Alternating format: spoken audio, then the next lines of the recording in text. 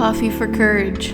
Hello, it's a stay-at-home reader again. This is gonna be my mid-year freakout book tag. I've never done one of these before, so bear with me. I got the questions off of the internet because technically I wasn't tagged in this to do it, but I thought it would be fun to do since this is my first year of doing booktube and I've seen everybody doing it lately. My good friend All Reid's Lead here did it and I thought that it was pretty cool, so I thought I would do it as well. And I'm gonna use my phone to look at the little questions I have and just answer those for you guys. I'm trying to make content and send it out, upload it every Monday at 9, except for the next video, which is going to be my Summerween vlog that I'm really excited for. It's going to be cute, spooky, hopefully comfy, just give you guys a little taste of fall. Without further ado, let's get into these questions so we can just wrap it up and have a short little video that you guys can enjoy in your leisure time. The first question I have here is the best book I've read this year, and hands down that was A Day of Fallen Night by Samantha Shannon that I buddy read with Linka. I've been recommending it to everybody,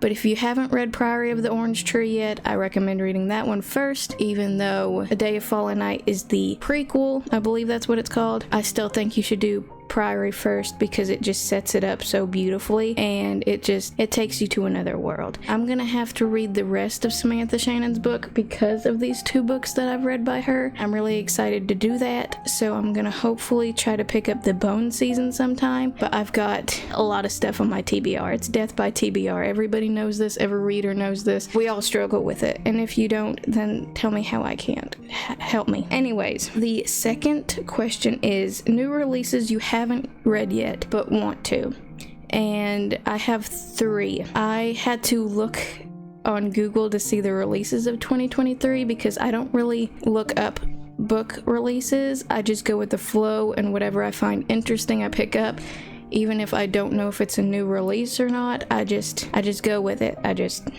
read what I like. The 3 of those books that I am wanting to read that were new releases that have already been released is Fourth Wing, Divine Rivals, and The Soulmate.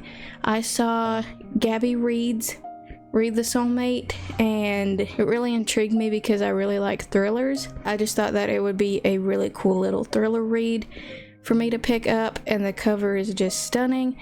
Everybody says don't judge a book by its cover, but I usually do because it's a really good indicator of what's inside, at least in my opinion. And then with Divine Rivals, that's by Rebecca Yarros, I believe, and I've just seen everybody reading it and raving about it and loving it, and so I put it on my TBR. Honestly, I don't know what it's about at all, but I'm really excited to get into it. And then we have Fourth Wing. My friend Linka also read this book, and I know I talk about her every video, and she knows this too. She absolutely loved it, and she can't wait for the second book to be released, and so I put it on my TBR, and she described it as Divergent with dragons, and I love dragons, and as a child I loved the Divergent series.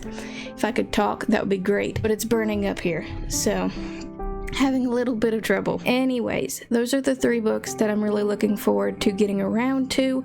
I put a hold on Fourth Wing on my Libby app, which is my library app that I have on my phone and my tablet, but unfortunately I am 126th in line right now, so we'll see when I'm able to get to that. And then the third question is, what is my most anticipated release for the second half of the year? And that is Swordcatcher by Cassandra Clare, and I love Cassandra Clare. I've read all of her Mortal Instruments series books, and I'm really excited that she's delving into the adult fantasy genre for this, so you know I had to put it down, and I'm going to hopefully be pre-ordering it if I'm able to, but if not, I'm definitely going to be picking it up right when it's released. And then my fourth question is the biggest disappointment that I've had this year, and that was The House Across the Lake by Riley Sager. I've heard a lot of people really love this book because of the plot twist, but to me, it just didn't do it for me because I guess the plot twist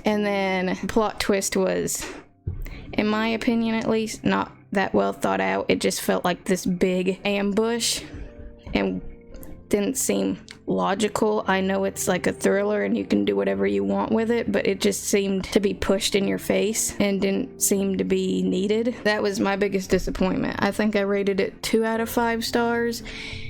I think that was my worst rated book so far this year. Moving on to the 5th question, what was my biggest surprise this year? And that was Malibu Rising by Taylor Jenkins Reid. The reason why this was such a big surprise, even though it was a hit or miss with most people, is that I actually really enjoyed this book. I gave it a 4.5 out of 5. The reason it was such a big surprise is because I actually picked it up a while back when it first was released. I couldn't make it through the first chapter, but this time I sped through it. I think I read it in one night or maybe 1.5, and this book is a little chunky, so that was a really big surprise for me. It put such a great dynamic on family issues, and it was real and harsh, and that's hard to find these days, so I really enjoyed that. It brought a light on parenting, and so it was nice to read that as well, when I haven't found many books that do that for me. And then my last question that I found on the internet was my favorite new author. And if I pronounce his name wrong, I'm sorry. I just can't English lately. So it is Anthony Doerr. Doerr? What did he say?